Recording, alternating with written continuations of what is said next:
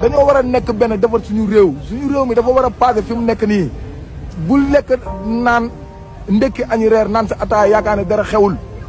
bàyyi ba jaan romb nga topp si watit bi di dóor yooyu amul li ndam si yàlla si ndongoloo waxoon rek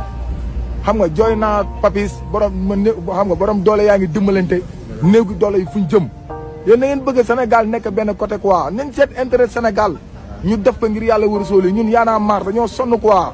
town bi ni muy def town dafa am guerre ñetti doomi pene naar yi forot la faal njaga yaaram dëkk bi pour nga lekk ba suur problème la xoolal Café Touba léegi ni mu jaree Café Touba jar bi mu jar rey sa biir moo ko waral rey sa biir moo waral Café Touba jar ak gerte caaf faal njaga yaaram booy jeunes yi ko ci xool sa yex yi mu ngi feeñ man Mauritanie nekk naa fa 2012 ba 2015 bi may ñëw comme Balla Gaye 2 ponkali nit laa ginaar entier 500 lay jar 500 ginaar entier déggoo li ma lay wax de Sénégal billaay walaay dafa bekkoor Sénégal dafa bekkoor faal njaga yaaram xoolal te naa la wax benn affaire alxuraan jàng nañu mission Firawna ak Moussa mais dafa yeesluwaat nii man moom laay gisaat quoi parce que Firawna pouvoir def na si ñaari junni at mais biñ ko waxee ni ko ki lay remplacer si at mii lay juddu Firawna dani ku juddu du góor rek nañ ko rey Firawna loolu la waxoon ku juddu du góor nañ ko rey léegi ñuy rey di rey ba yàgg waa dëkk bi dajaloo dem ci moom wax ko ni que li ñuy rey dafa ëpp si ay liir mu ni léegi mois bii nii boo leen reyee mois bee ngeen jëlal ba la ngeen reyaat mais yàlla kenn mënu xeex ak moom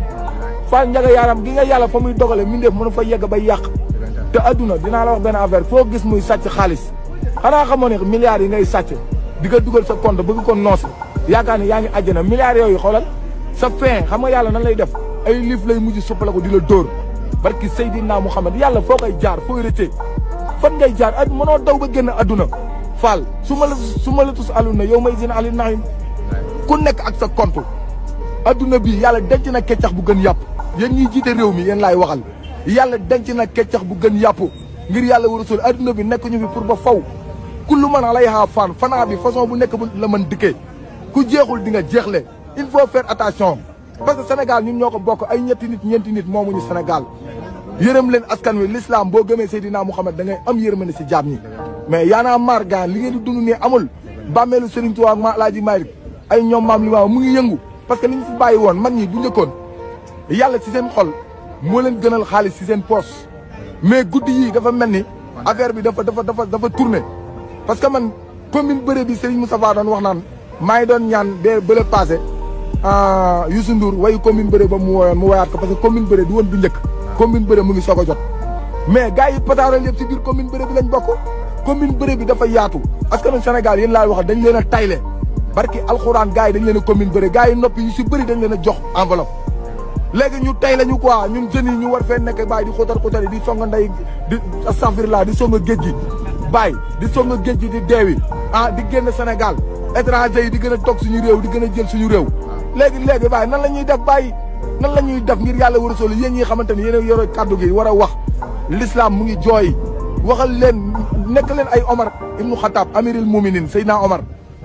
Omar xoolal aaya wàcc na ba tàyyi ànd ak Seydina Omar dëgg dafa neex dëgg mooy njëkk mooy mujj jeunes yi ñun suñu réew xeexaluñu Ousmane Sonko xeexaluñu ma Samba xeexaluñu ma Demba xam nga kan la ñuy xeexal ñun drapeau bi la ñuy xeexal parce que suñu doom yi ëllëg man maa ngi ay tu tànk mais damay bañ ñi ma dund si lu metti samay doom ñëw dund lu gën a metti loolu man loolu laay daw li ma dund si lu metti samay doom ñëw gën a dund lu metti loolu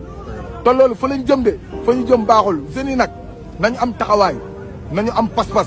parce que réew mi moom la ñu am kenn du toog si jamono di yóotu përëm faal njaga yaram réew mi nii gis nga buñ ko sàgganee barki alxuraanu karim fa muy mujj du neex jeunes yi jóg leen ngeen taxaw am taxawaay bu dëgër bàyyi gars yi dañ leen di théorie rek si xel naan leen bu leen xeex ak bu leen def nii mais l'islam dañ ko xeex ba mu taxaw fii li fi baax yëpp dañ koo xeex ba mu taxaw barki Seydina Mouhamed tànk nag ñu ngi nooyal dara du fi mus a baax ñii am ñooy am ñi ñàkk di gën di ñàkk waaw yàlla na ñëpp am jàmm wasalaam. gis ngeen mois de mars bi nga xam ne nii coow li commencé na ba affaire yi tar dangaa génnoon nga nangu ne dégg nga li nga xam ne moom la sénégalais yi di jooy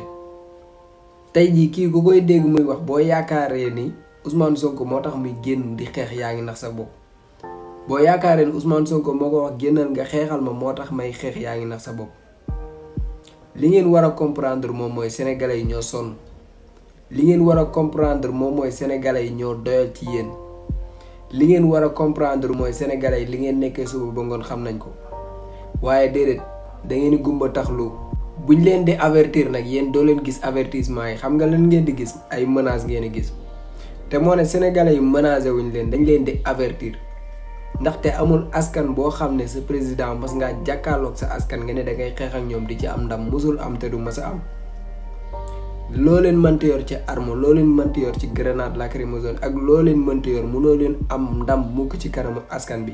te gis ngeen askan bi gis ngeen genre yu mel ne waa jii nii ak ñu mel ni moom dañ fee bari ñoo xam ne dañoo sonn yàgg ut te duñu am yàgg a daj lu nekk ñooñu dañoo dem ba sës tey yi ngeen di provoqué nii ak bu ñu waxee ngeen toog ci plateau yi naan nguur gi pare nañ nguur gi mosuñoo pare gis ngeen yii nii saa yu déclenché woo ñi toogoon seen kër yi jàppoon seen njaamar ak ñi nga xam ne seen yoon nekkul ci politique mais am nañ lu leen naqari seen biir xol ñooñu dañuy profité ci genre occasion yi. gis ngeen ñi nga xam ne ñoo nekk ci mbedd mi di xeex am na ci ñoo xam ne xeex bi ñuy dàqante ak policiers ak sàndante xeer beeg yooyu plaisir la sax si ñoom parce que ñoom sax tellement que am na ci ñoo xam ne sax xam ñu lu saaku ceeb di jar ñoom bu gaay ne ay ci ñu ne ay coow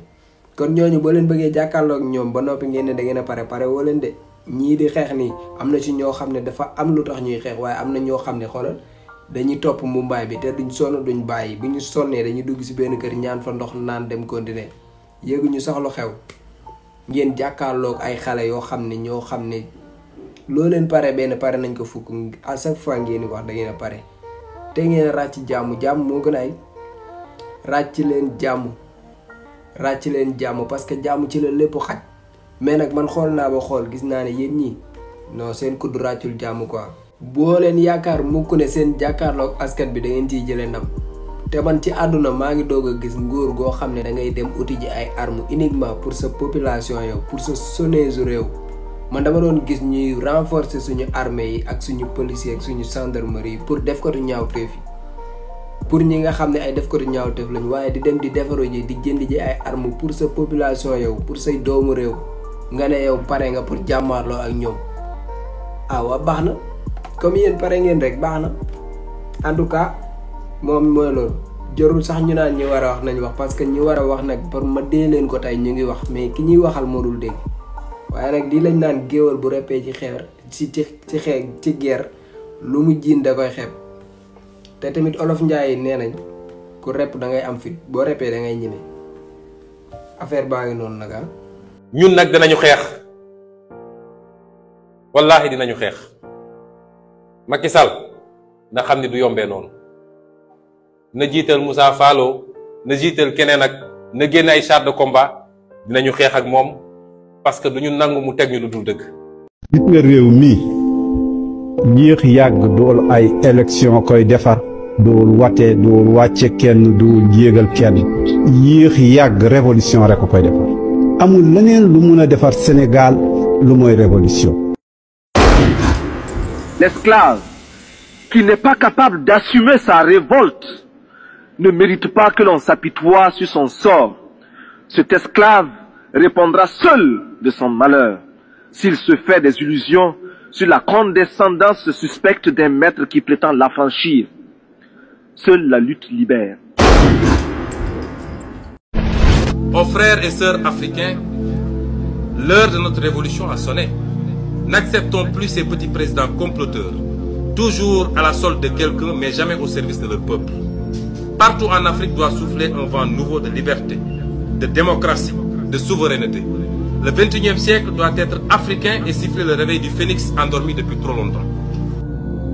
La pauvreté de l'Afrique est une pauvreté voulue, calculée et préméditée. Parce que la pauvreté de l'Afrique, ça soulage beaucoup l'Occident. Et c'est criminel. C'est de l'esclavage. Voilà pourquoi j'aime écouter des jeunes frères comme Kémy Séba, comme Nathalie Yang, comme Ousmane Sanko. On peut ne pas être d'accord avec tout ce qu'ils disent, mais ce qu'ils disent est vrai. L'Afrique est devenue un continent d'esclaves. Nos enfants qui vont se noyer, pourquoi? Ils viennent se livrer en esclavage en Europe. C'est de l'esclavage.